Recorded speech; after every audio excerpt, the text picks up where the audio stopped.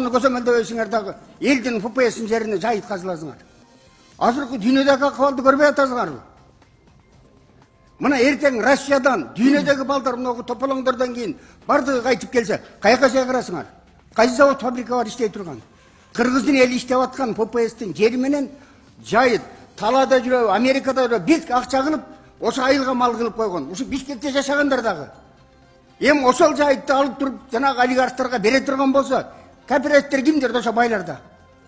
Эртең эл ушундай көтөрүлүп чыгат, жарылуу болот. Кыргызстанга міне тополоңго алып атасыңарбы? Кагылайын элдик депутаттар, жогору жакты карабастан бир чечкиндүүлүк көрсөткүлөчү. Кыргыз элинин жөнөкөй жарандардын укугу бузулуп атат.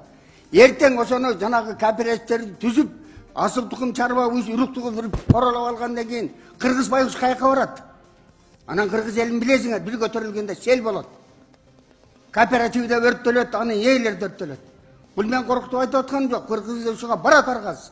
Көрүп атасыңар. Мына азыр бул кечеден баштап келе баштады группаларга. Россияда кыргыз балдарды армияга ала баштаптыр.